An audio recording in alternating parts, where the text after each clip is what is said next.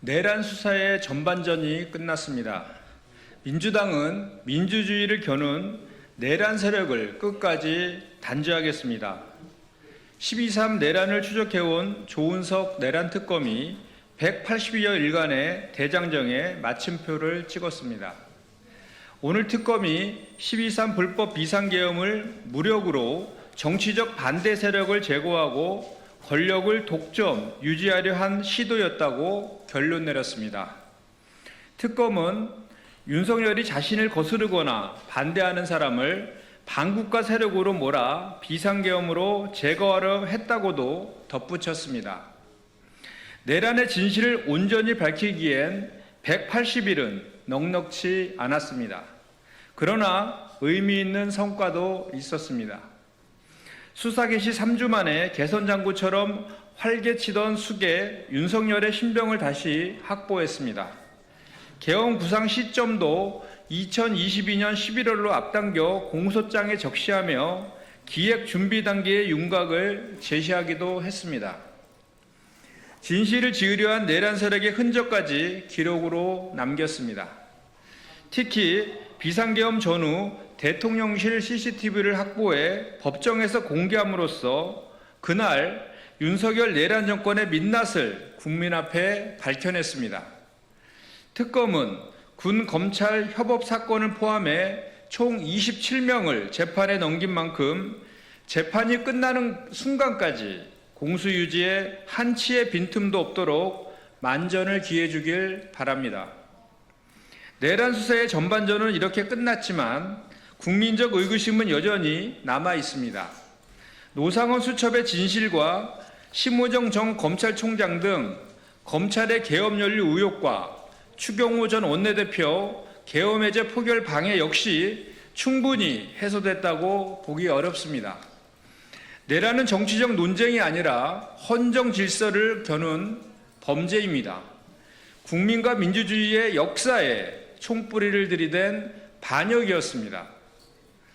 진실을 적당히 봉합하고 넘어간다면 국민에게 다시 총칼을 겨누려는 제2, 제3의 윤석열이 등장할 수 있습니다. 더불어민주당은 내란 의혹을 밝히기 위한 2차 종합특검을 추진할 것입니다. 내란의 진실을 끝까지 밝히고 관련자들은 단 한 명도 빠짐없이 찾아내서 정의의 법정 앞에 세우겠습니다.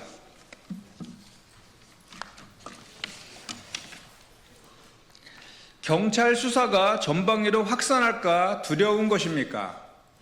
국민의힘은 통일교 특검으로 물타기할 생각 말고 경찰 수사에 적극 협조하십시오. 통일교 금품수수 의혹 사건을 넘겨받은 경찰 국가수사본부가 오늘 오전 첫 강제 수사에 나섰습니다. 지난 11일 구속된 윤영호 전 통일교 본부장에 대한 접견 조사를 마치고 전재수, 임종성, 김규환 등 3명의 전현직 의원들을 피의자로 입건한 데 이어 이들 3명의 자택과 윤 전 본부장이 수감된 서울구치소 등에 대해 압수수색 영장을 집행했습니다. 경찰이 본격 수사에 착수한 만큼 경찰 수사에 적극 협조하는 것이 우선되어야 합니다. 국민의힘 등이 주장하는 통일교 특검은 오히려 경찰 수사에 혼란만 줄 뿐 통일교 의혹의 실체를 밝히는 데 도움이 되지 않습니다.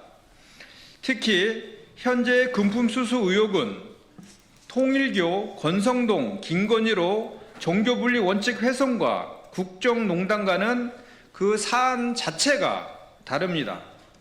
더구나 오늘 오전 한 언론사 보도에 따르면 통일교 측 의혹은 국민의힘으로 더 번질 것으로 보입니다. 보도에 따르면 통일교 측이 2022년 대선 직전 국민의힘 영남권 전현직 국회의원들을 집중적으로 접촉했던 것으로 확인됐다고 전했습니다. 대선을 4월 남긴 3월 6일에는 통일교 산하 영남권 간부들이 해저터널의 시작점인 부산을 방문해 국민의힘 현역 의원을 면담해 한일 해저터널의 적극 추진을 강력히 요청했고 대선 이틀 전에도 또 다른 영남권 국민의힘 의원을 만나 해당 의원에게 적극 협조하겠다는 답변까지 받아 보고했다고 합니다. 지금 중요한 것은 여야와 지위 고하를 막론하고 통일교 연루 관련자들의 의혹을 명백히 밝혀 정교분리 원칙을 지속적으로 훼손해온 거악을 뿌리 뽑고 다시는 이러한 일이 되풀이되지 않도록 하는 것입니다. 국민의힘은 통일교 특검으로 물타기할 생각 말고 경찰 수사에 적극 협조하십시오.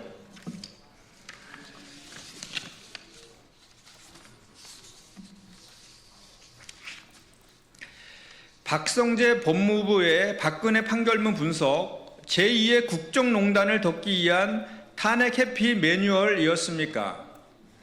박성재 전 장관의 행태는 단순한 변호인 노릇을 넘어섰습니다. 여태까지 드러난 정황을 보면 국가 조직을 동원해 윤석열 김건희 부부 생존 전략을 짠 작전 세력에 가깝습니다.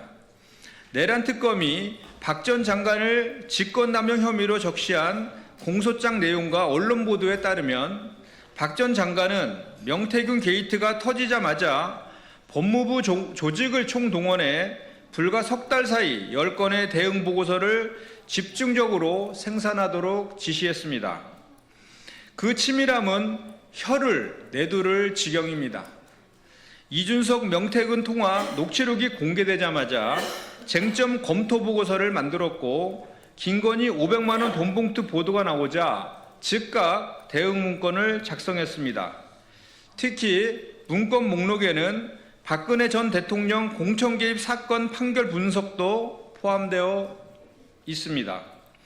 이는 박 전 대통령의 처벌 사대를 악용해 윤석열 김건희 부부의 탄핵 회피 매뉴얼과 법꾸라지 지침서를 국민 열쇠로 집필해준 명백한 정황입니다. 박 전 장관이 작년 5월과 10월 윤석열 김건희 부부와 직접 연락을 주고받는 사이에 이병주 전 법무부 공군 형사과장으로부터 피의자 진술과 영장 내용까지 상세히 보고받은 사실이 드러났습니다. 직통 라인은 열려 있었고 수사기밀은 실시간으로 장관에게 올라갔습니다. 이런 상황에서 윤건희 부부에게 보고되지 않았다고 어느 국민이 납득할 수 있겠습니까?